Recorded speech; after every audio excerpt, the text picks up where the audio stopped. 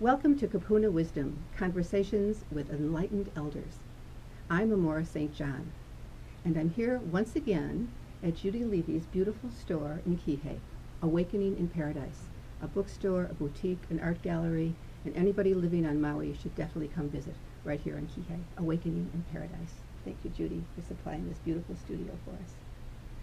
And I'm happy to say my guest today is Bodhi Be, who I've been wanting to interview for the show since I had the concept. And Bodhi is the executive director of Doorway into Light, and he is the guy you call when you are ready to shuffle off the mortal coil. No, actually, I hope you call me way before then. Well, I did already call you. You're here. Thank you for showing up. But my disclaimer is I'm neither enlightened nor an elder. Really? I'm more of an elder in training. Ah. Well, the Laoho writer who I interviewed last time said that Kupuna is really anybody with the wisdom of the elders. I mean, you could have a 13-year-old who's wise beyond their years. That was her hit. But in my eyes, you're a Kupuna. Okay. Yeah. So, Bodhi, I was thinking it's interesting that we are here in paradise on Maui, and yet we're going to paradise when we go. Were you brought up as a child to believe in a heaven and a hell? Well, the culture is permeated with, not religiously, no, but certainly the culture is permeated. It's the elephant in the room. Judgment Day and heaven and hell. Yeah. What was your religious training? Bear to none. Culturally Jewish, but very minimal training. So what got you fascinated with death? Well, I could say that initially it was the sudden, unexpected death of my father when I was 17. At the same time when I was taking LSD and things like that. And the death of my father, and actually this particular experience of when his coffin was being lowered into the ground, off in the distance was this gigantic, this was in New York, it was a gigantic auto graveyard. Wow. Next to this giant cemetery. And when my father's coffin was being lowered into the ground, this giant crane was lowering this old wrecked rusted car onto this pile of rusted cars. Wow. And when I was 17, I didn't have any language or understanding for what was actually going on, but the image itself made a very powerful impact on me. I didn't think at any point at that time that my work was in, I had no idea I'd be doing what I'm doing now, and I have no idea what I'll be doing next year. But I've been an ordained minister for almost 30 years, and somewhere in the late 90s, I started to be approached by people who were dying or grieving or had someone close to them. Why were they approaching you, of all people? People were already approaching me about counseling and weddings and I see. ceremony and. And then you realize everyone's going to do it, so this, someone. No, has to I already knew everyone was going to die. So, But anyways, at that point, I thought I needed more training. At least I thought I did, and right. so I went and became a hospice volunteer. And the volunteer training was quite transformative. And then hospice started sending me into homes where I really got to go to school and learning how people in this culture are dying, or are refusing to die. Or refusing to die. You have something that you've talked about many times, and I've heard you speak about. There's death, and there's no death. There's death, and there's no death. Same. Right? Well, I'm not sure about the same, but... I mean, both are right. I would say that both are true, yes. Both are true. Yeah. So, how long have you been doing this? I've been doing this since 2001. In 2006, I decided to start Doorway into Light as a nonprofit organization.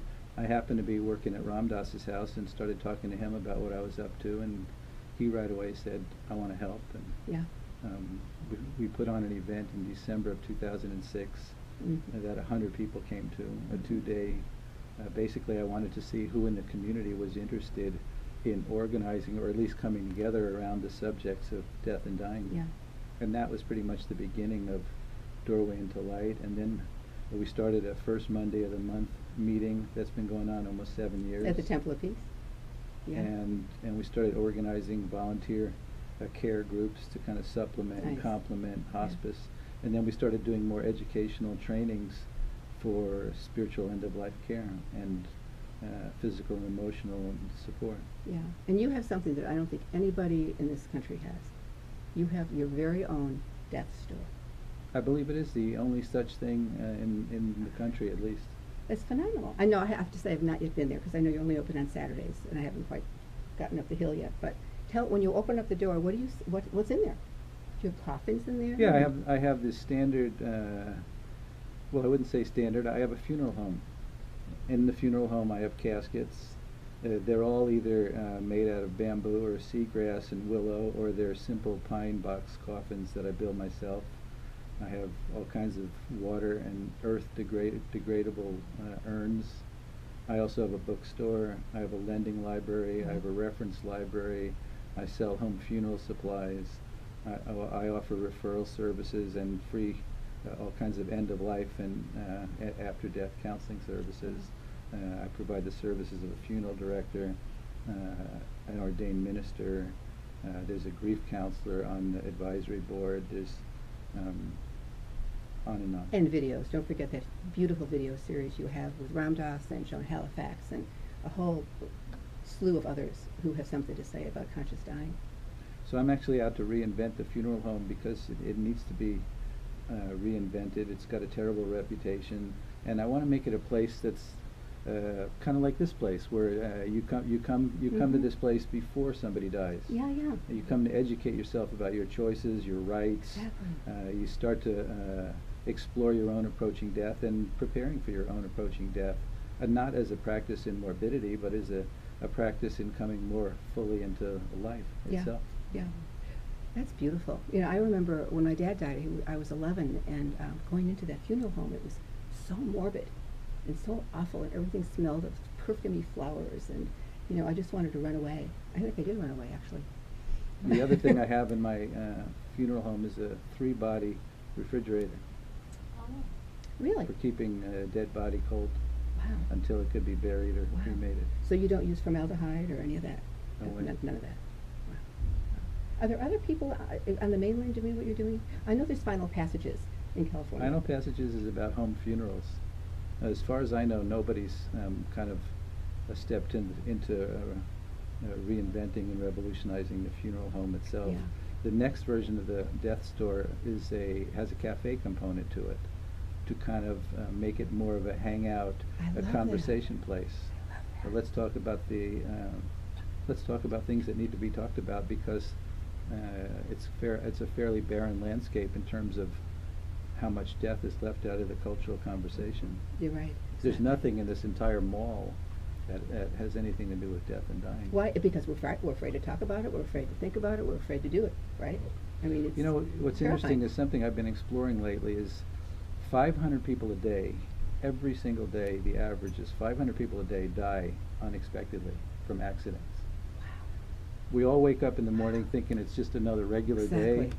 And 500 people every day wake up thinking it's another regular day and don't know it's their last day on Earth. Yeah. And probably have done little or no preparation for it.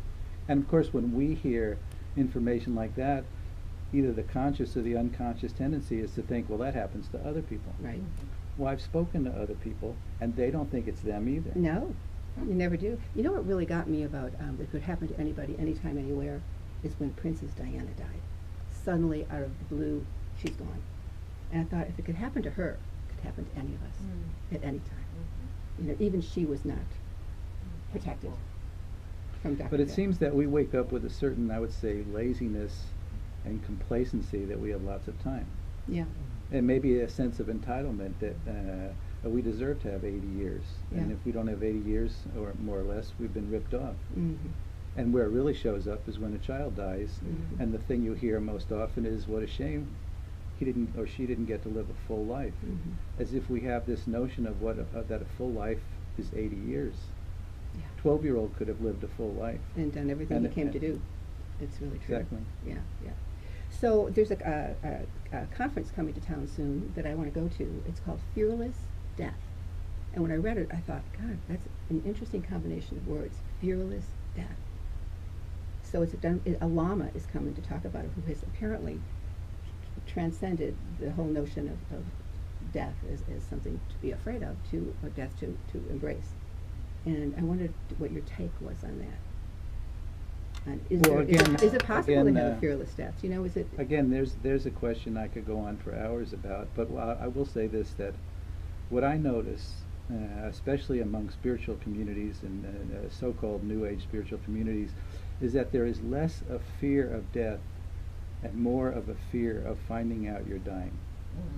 That's where the real fear is. In fact, there's a terror in finding out you're dying, because we equate finding out you're dying with suffering. Right. And we see now how people can live for years as they're dying. In fact, there's a fine line between living with something and dying from something. Mm-hmm. Good distinction. And there's some of the way there's a shadow that isn't being spoken about around this fear of finding out you're dying. Mm-hmm. And I'll give you two examples Okay. of that. We all have heard the story now. Somebody gets a stomach ache and they go to the doctor, and the doctor says, well, you have 4th stage stomach cancer, and that person is dead in 4 months. We've all heard that story. I'm guessing everybody here knows somebody who's dying or has died. My sister. So now what's in the undercurrent is I meet people who are afraid to go to the doctor with a stomach ache, Oh, and they don't want to talk about it. right. And there's plenty of people with stomach aches, and nobody's talking about it. Right. Another example of that is this happened on Kauai. A very sharp example. A woman went to the doctor, found out same thing. Found out she had 4th stage, I think it was lung cancer, and died in 6 months. Now everybody in the community went into collective shock, because here was this woman who, she had a spiritual practice. She was a very positive person. She had a right livelihood. She exercised. She ate. If we all have this checklist of what to do to live a long, healthy life, She was doing she it. had them all checked off. Yeah. But So the here- minute the medical establishment made the pronouncement, that was it. No, she would have died whether the doctors told her she was going to die or not. It wasn't about some doctor. Wasn't And her believing it to be no, true. she was going to die. Okay. I mean, somebody could make the case that, et cetera, but the fact of the matter is, I watched the whole community go into shock, because here it was, everybody was going through their checklist, and it was like, well, if that person who had all of Oh, those I see, boxes checked could die, Yeah. what about me? And I eat French fries et Exactly. cetera, et cetera, et cetera. Mhm. And that again is in the undercurrent that people aren't talking about. It's true. But there's also the case of the gardener who was told he had 4 months to live. And he said, no, my harvest isn't for a year. And so he didn't die. He was going to get those the vegetables out Sure, and there was just harvested. an example in Huela, where I live, where a woman was dying, and she wouldn't die until her daughter came to visit. Yeah.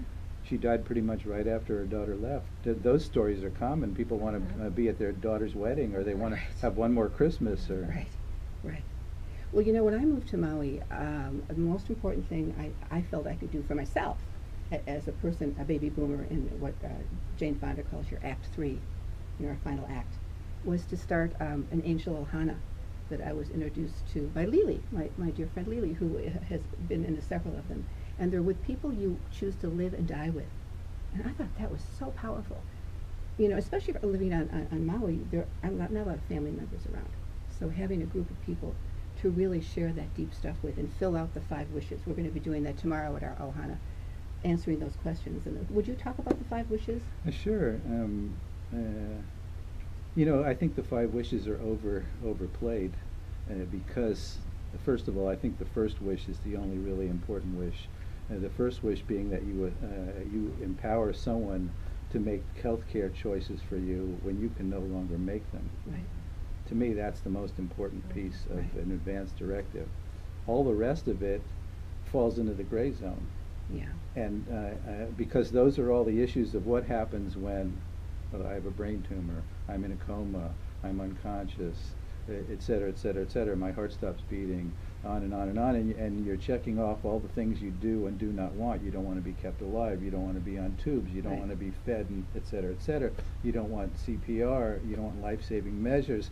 And all of those things, kind of what I've seen, is they all kind of get thrown up in the air when the rubber meets the road. And now you're in a situation where, well, here the healthcare directive says don't resuscitate, and yet, so it's good to know what you'd want to happen, but the rest of the advance directive, I think, falls into a big gray zone. Yeah, but also wonderful things like how do you want to die, and who do you want there, and how do you want your memorial to look like, and you know, Sure. who do you want around you? Sure. Just deeper questions. Sure. Than just That's the expanded version of an advance directive. The one that's going all over the country, that the 5 wishes kind of took off on, the initial impetus of the 5 wishes, and actually there's something now called a physician's order for life-sustaining treatment, which is the one that if the EMTs show up in their ambulance and they see that, that's the one they legally are bound by. Oh. They don't have to go looking for your 5 wishes or advance directive. Oh.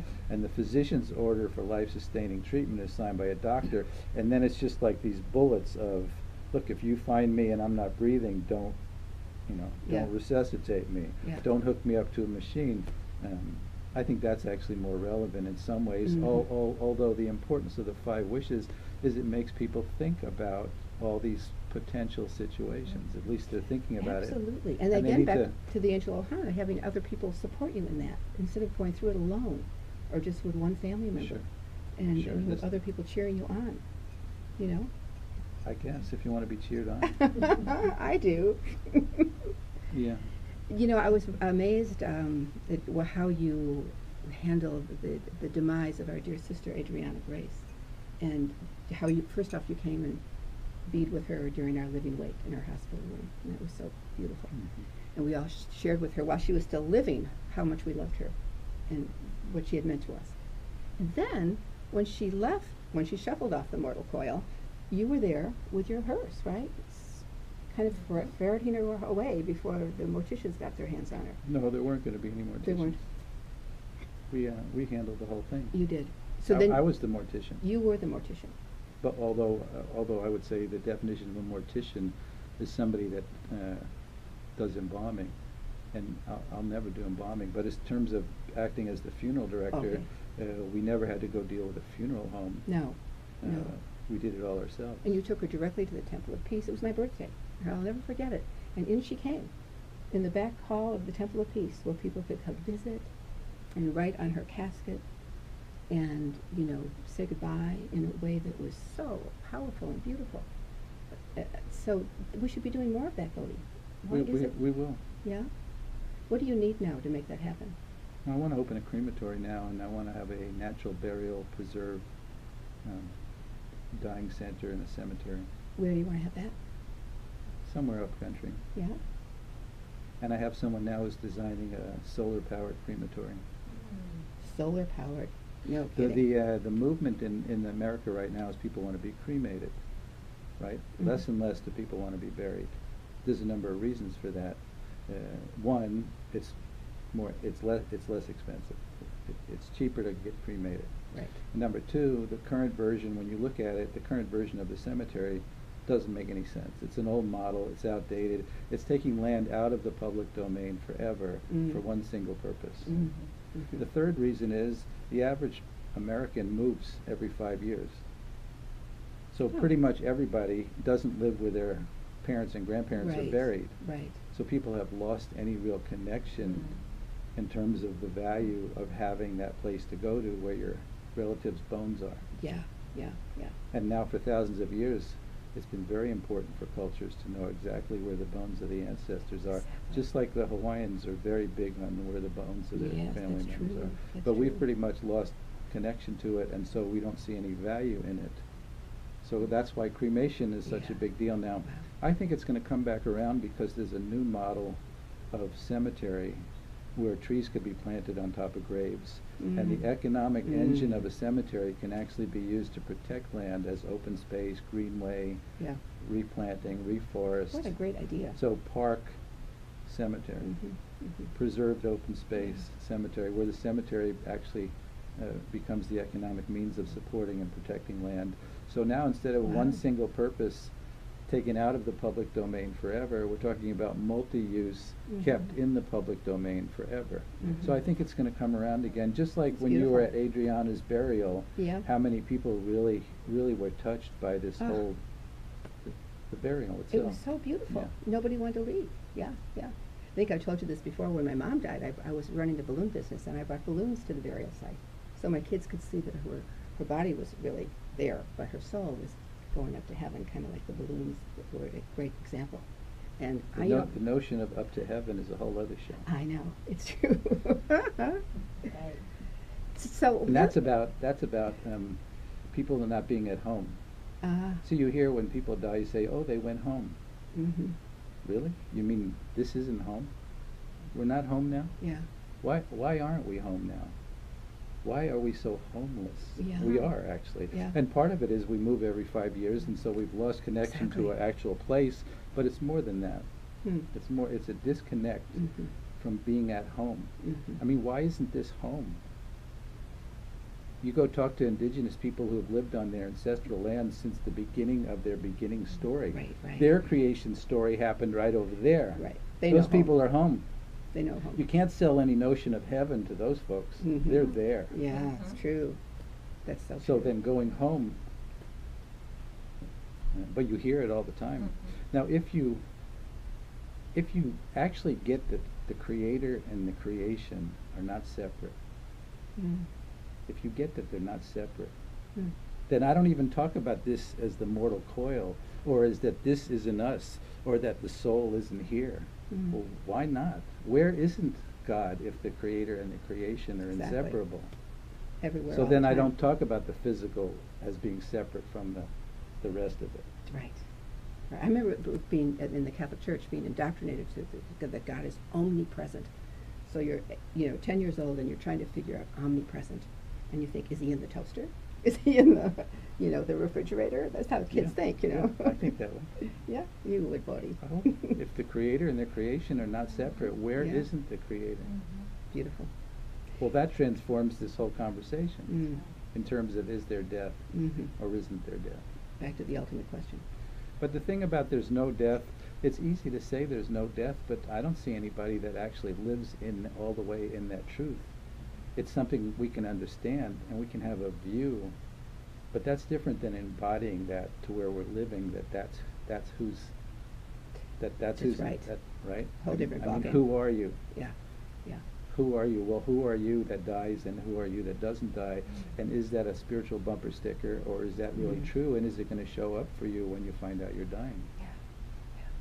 I heard the most beautiful interview this morning on NPR, where I hope to bring this program, and it was with Krista Tippett, and she was asking this doctor about death, and his statement was so profound. He said, you only look at your own immortality when you are up against it. And he said, doctors have got to get with the program and tell people that they are spiritual beings having a human experience. Yes, give them the medicine, but also, this is their time. This is the spiritual transformation of death, and we shouldn't, walk away from it. I was with a doctor friend last night, and he said, I wish that I could talk to my patients about death, but I can't. It's like there's something that was stopping him, so I want to show him this video and see if we can get more doctors talking to their patients. Well, unfortunately, in this culture, death is basically seen as either a medical event or a psychological Yeah. event. Not a spiritual. It's event. way more than that. Well, I'm not saying medical is not spiritual.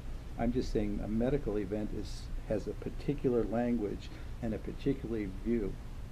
Right. And that view basically is health and death don't go together. But truly, does a healthy life include its death? Sure. Absolutely. So death is not the opposite of health. It's not even the opposite of life. Mm. No. It's the opposite of birth. Yeah, it's true. And I wouldn't say it's the last act. Who says it's the last? Could be the first act. I like what Kadar says, that we're just graduating. Just graduating. Well, why aren't we Getting the graduating diploma. today? Yeah, why not? So, Bodhi, we don't have a whole lot of time left, but I wanted to ask you a little bit about your background as a Sufi. You're trying to get me to say something that's never been said I before. am. I'm Yeah, still yeah. working on it. Yeah, good, good. And now, go ahead. Well, it's the path of the heart, and I think that's probably what led you to this work in the world. And you have this amazing wife, Leila, who I wish was here. We'll do an interview with her next time around. I wouldn't say it led to my work, but I would say that it's a key component of how I can do this work. Okay. Do you remember what happened when we were talking at Sufi camp when you were talking about death? No, The what amazing happened? thing that happened. Better tell me. He was at Sufi camp, and we were sitting in a circle, all of the people there, and he was talking about death and no death. and that it was a mystery. And there's nothing, really no words. And with that, the heavens opened up, and the rains came down, and nobody could speak, including you, for like 5 minutes. And it was, for me, it was just a moment. It was a moment. Mm. It was a moment. I do remember that. Do you remember that? It was very mystical, actually. Yeah. This is pretty mystical. So say a little bit more about the path of the Sufis. Okay. The Sufi, I'll start with the view. The view is that, again, the creator and the creation are not separate. And well, we're talking about something that's so big that what did I just hear today? It's so big that even the universe can't contain it, but it can be contained in the human heart. Mm. So the Sufis have taken something that's so big and beyond name, and they've turned it into a love relationship. Wow. And the love relationship is our longing to be reunited with what the Sufis would call the beloved. But of course the whole view is that the beloved and the lover and the love itself are the same, one and the same. Yeah. We were never separate. Yeah. Wish I had a Rumi poem to read right There's now. a Rumi book over there. I know, I was thinking about asking Judy to get one, but it may be a little late in the game. So one last question I guess I have for you, and then I want you to say whatever you feel to say, is what would you say to somebody, you know, like my sister who's right now at home in Chicago going through chemotherapy, and then she's going to have radiation, and then she's going to have surgery, as she's facing, you know, the next turn on her spiral, her evolutionary spiral. What words of wisdom could you give her, and anyone like her, who are right up against it? Well, I don't have a cookie cutter, one size fits all thing.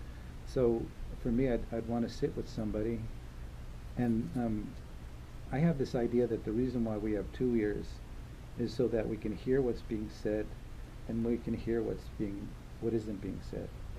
And so that underneath that I can get a sense about where this person is at, and what this person is going through, and what work wants to be done.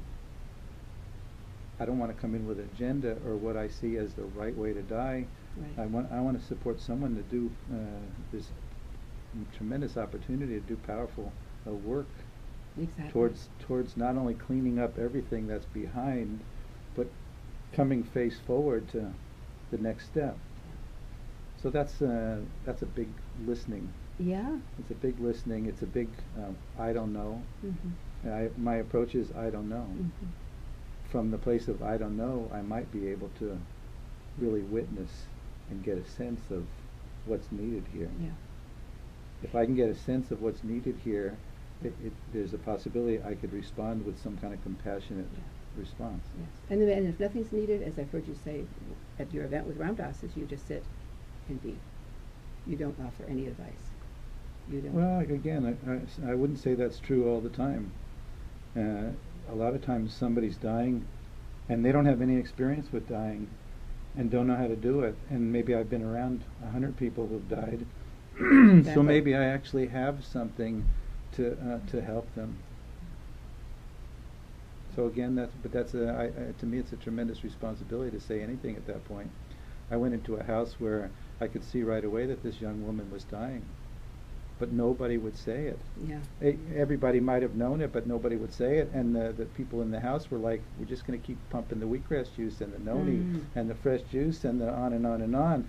And I just was like, okay, is it my role to speak out? Looks to me like you're dying. Did you? I did. Good. Wasn't welcome news. Although in another example, just like that, the woman breathed out a huge sigh of relief because she knew it, but she wasn't admitting it to herself, and she wasn't getting any support from the community because everybody else was the cheerleading section. Like you can. Yeah. And when it was a giant relief to her when I told her. Of course, you were the bridge. But the time when I told this woman and it wasn't welcome news, I basically I just had to leave because I wasn't welcome anymore, and Wow. it was so difficult for me. I mean, I cried and cried about that. Did I do the right thing? Yeah. Yeah. I don't know. Yeah. But just so you did. I don't know. Death doulas are something new that has happened here on Maui. I don't know if it's on the mainland too, but it's a wonder. I know our dear sister Nirja is a death doula, and you like you usher in a baby, you usher out, you know. I'm hesitant to give new names and new careers to what we as a community need to take back as community work, not to create a new group of experts. I think that'd be a huge mistake. People come to me and say, well, I think that's my next career. And I say, okay, blessings on you, but to me it would be, I think, detrimental to us as a people to create another field of experts so that basically we don't need to do it. Mm-hmm. We do need to do it, all of us. And we have robbed ourselves by having given it away. We gave it away to funeral homes. Yeah. We even gave it away to hospice. We're so glad hospice does such a great thing. And I'm Thank so God. glad that hospice does No what kidding. it does. But some of why we're so glad is that they do it and we don't have to do Yeah. it. Mm-hmm. And when somebody comes to me and says, I just brought my 90-year-old parents to live with me, they're dying, and I want them in my home, I have so much respect for that, because that's a rare thing. Yeah. Because most people are like, I don't want to change my lifestyle. Mm-hmm. I'm not willing to surrender and serve to that degree. Well, I say we as a community need to take it back from what we've given it away. We've robbed ourselves. Yeah. And Well, that's what maybe builds a village and a community. We're all death doers. I mean, we Well, all have that again, I'm responsibility. hesitant to give names Well, I mean, to we're it. all going to be around people who die, so we all have that responsibility to usher them out the best way we possibly can, right? To show up. Yeah. Again, I'm sensitive to the word. So usher out, I'm not sure what that means, but certainly to show up. And when somebody, the most common things I hear from people who are dying is, I don't want to be a burden, Right. and I don't want to lose control. Right. And I want to turn the I don't want to be a burden on its head, because it comes from the fact that most of us can give much easier than we can receive. Mm. We don't want to be in debt to somebody because we received something, and that's deep in our culture. That's right. And that's a problem, I would say, very sad in our culture, and we need to turn that upside down, that we need to step up and care for our family and community members that are dying. But also somebody will say, I don't want to be a burden, because maybe they're actually very afraid that no one would show up. Mm. I meet people that are afraid Sure. nobody will show up. Sure. And I don't want to lose control. Heck, I think we're all control freaks to a large degree. Yeah. And sure enough, it shows up when you start losing control. Why is it that, I mean, it shocked me when people would tell me they'd rather be dead than have somebody wipe their butt. Mm-hmm. Apparently the ultimate signal of loss of dignity and loss of control. What is that about? You'd rather be dead than have somebody wipe your butt? It's more common than you think. So I think, okay, so what's that about?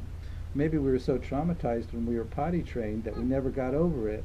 And also we are extremely what I would call fecal phobic. Yeah, right. We want to flush it. We want it to go away. We don't care where it goes. We'll use the freshest water on the planet to make it go away. Yeah. It stinks. I don't want to even think it came out of me, blah, blah, blah, It's blah. quite a metaphor. Well, sure enough, it shows up when we're dying. Mm-hmm.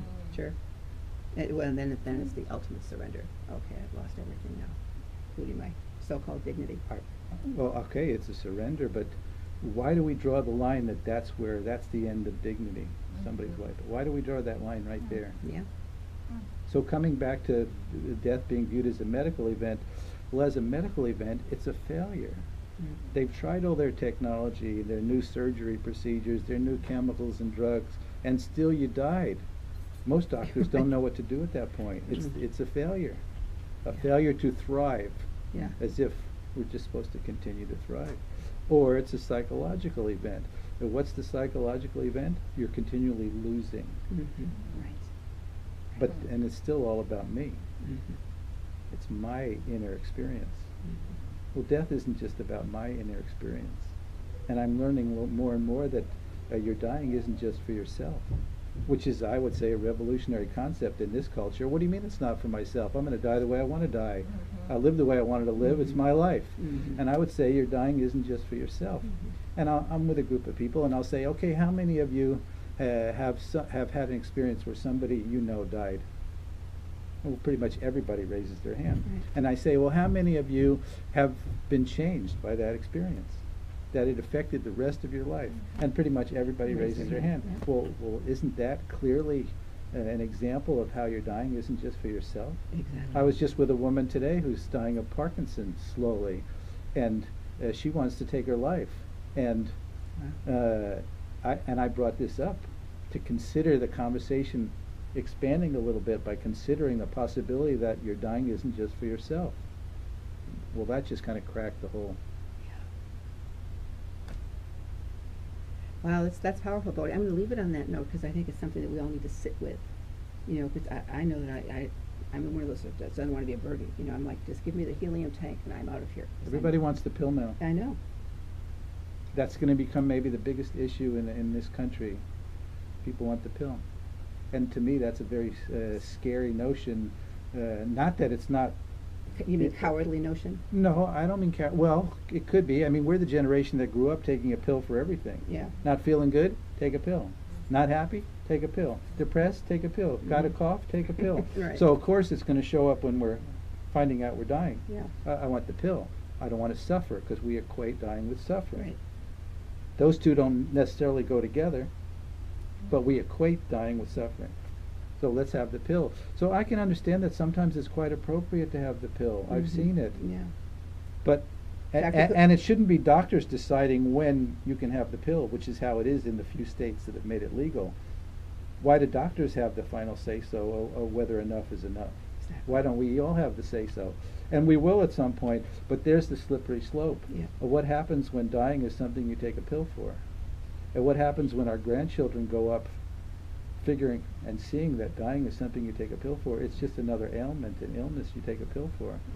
That, to me, that would be very sad and detrimental to people, community. Well, Bodhi, I think we need just to clone you. What did you say? Is there a quick answer to describe what a conscious death? Or what that would look like. Judy's asking. You know, in terms of what dying well looks like, I think that's bigger than my inner experience or your inner experience. And it's kind of what I've been speaking to, that your dying isn't just for yourself. And that you don't circle the wagons and retreat to where you just have a few people around you. That dying well is about including your community in some way or another. Just like grieving, to me, is a huge issue that needs to be brought out onto the table. And again, that's a community event. Grieving isn't something you do in private. So conscious, that's another 2 days about conscious dying. But certainly what I see is people back into their dying. And I would say learning how to walk face forward to your dying would be a giant step. So that you don't try to carry on and have a normal life while you're dying. That's an absurd notion, but a lot of people subscribe to that notion. Yes, I'm dying, but I'm going to continue to live a normal life as possible. That's a bizarre notion to me, just like bucket list is a bizarre notion to me. Good. You mean I got to tear up my bucket list? I'm not telling you what to do. I don't have one. You don't have one? There isn't one last... Okay, here's my last question.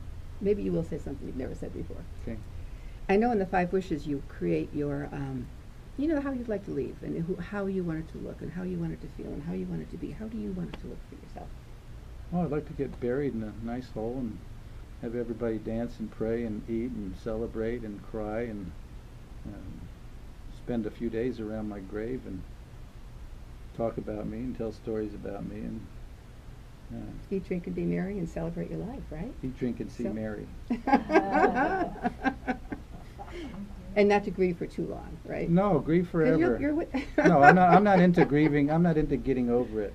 I think that's another strange Really? concept. Don't get over it. Why?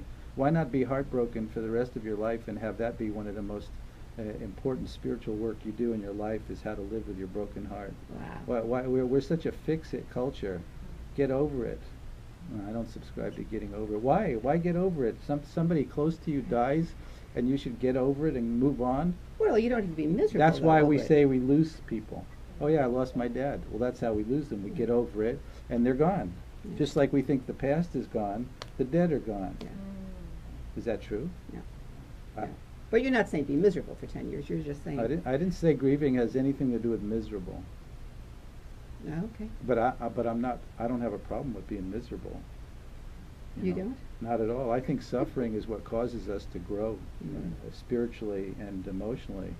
When everything's going groovy and we're checking off all the things we're grateful for because it's so good, we tend to plateau and get kind of lazy. Mm-hmm. In fact, gratitude for most people is checking off the things that are going good. Yeah, yeah, yeah. The And trying to hang on to it. The stuff that trips you up, you have a hard time being grateful for. Yeah, But that's the important stuff. it's true. That's where the action is, isn't it? So it's not for me. It's not about fun and joy. It's about all full spectrum. And just like I'm not, I don't pretty much subscribe to this notion of celebration of life. No? Why? Why not a celebration of death too? Mm. Why don't we all cry together Uh-huh. and sure, let's laugh and tell stories and be joyous that what a great life, and let's cry that we care so much about that person and we can't hug them now. Yeah, yeah, yeah. Seems to me to have that kind of conscious death, you have to have a really profoundly conscious life to lead into that. Well, I'm looking. People say, "What do you think about after death? What happens after death?" And I say, I'm much more interested in was there life before death. Mm. And I say it's essential that you have a living, real relationship with your approaching death in order to have a real life. Mm. All right. Pretty good, huh? Yeah. Tell us where we can find you. Oh, please visit my website, www.doorwayintolight.org or thedeathstore.com. Come see my store. There's going to be one next to every Starbucks in America, or maybe that's two. Maybe every other Starbucks, because that's an important piece to changing a culture that's eating the world. That's one of the reasons why it's eating the world. Its inability and unwillingness to live with the approaching death, and consider what happens when we die and after we die. Woohoo! Well, as I said in my little email, that I can't think of anyone I'd rather be with when I'm ready to shuffle off the mortal coil than you. You're going to shuffle? Than you. I'm going to shuffle. Might even tap dance. So thank you for listening and watching. I'm Amora St. John, and this is Kupuna Wisdom.